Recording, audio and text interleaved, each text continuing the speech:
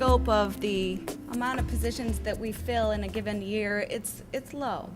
I would say anywhere from 12 to 15 positions due to turnover or new growth in our business.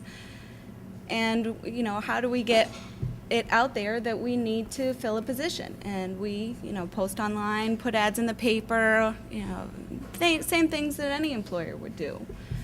Certainly we want to make sure that anybody looking at our job descriptions, we are an equal opportunity employer.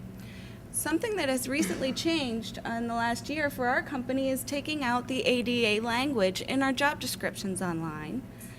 And why would we do that? The theory is that if somebody needs an accommodation, they will ask.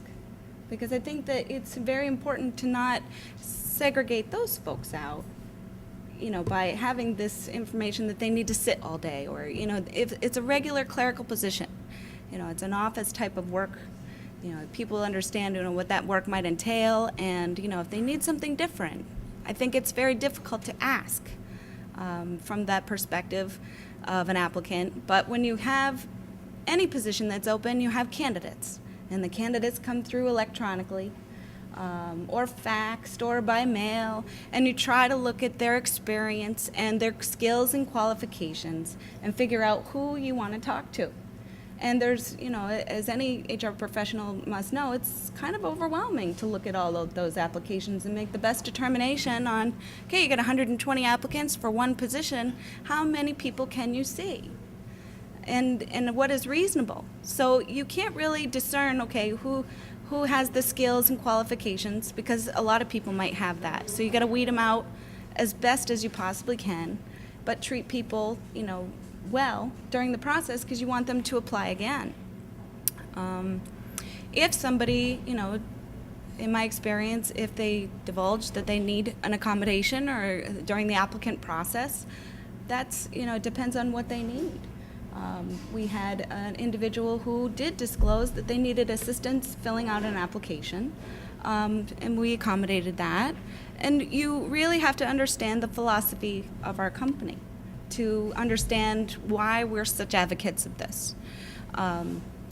Driving that process and helping our management team understand that it isn't scary, They're afraid to say the wrong thing. They don't know what to say. They'll just kind of leave it alone. You have to understand what they're thinking about as well. So when you have somebody that has a disability and they're needing an accommodation to go through the applicant process, whether it's a typing test, they may need an additional way to communicate. I believe that there are things that are easily put into place that don't cost a lot of money to help them go through that process. We don't ask, do you need an accommodation during the interview process? Obviously, we don't need to know that unless they, come to the table and say, look, I do need an accommodation. When they disclose that, obviously, you can start that dialogue. Well, tell me a little bit more about that.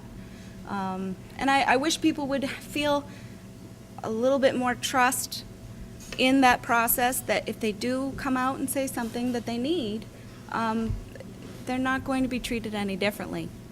Jennifer, what kind of typical disabilities, what kind of accommodations? You said you had one person ask for an application process or an interview process. Have you had, can you give an example of a typical accommodation request during an interview process?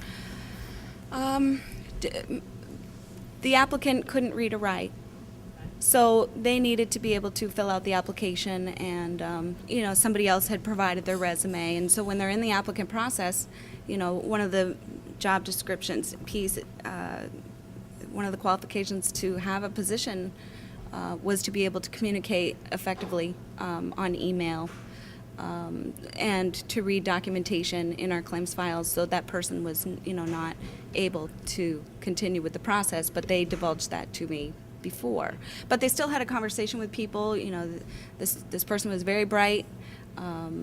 We just couldn't accommodate that for that position. And I hope that answers your question. No, it does. So I think it's the fear of the unknown, especially when somebody who's already existing in your workforce has something happen to them that's devastating in their life, and they can't perform the job duties the way they could before. And I'll give you an example. I think the key is communication.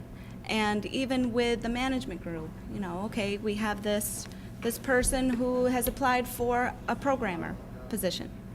They're a quadriplegic. I had managers saying, okay, we just went through this hiring process. This is an excellent candidate, but I honestly don't know how they can program, being a quadriplegic. Ask him. How do you manage this? You have prior experience. Don't be afraid to ask. How are you able to do this? And the person answered. I think it's just having a conversation with someone. They answered. They were hired. They're a very productive individual. This person's passionate about what they do and what their job is. It's infectious. And I think that people, when they are around people that are passionate about what they do, how can you not be passionate with them?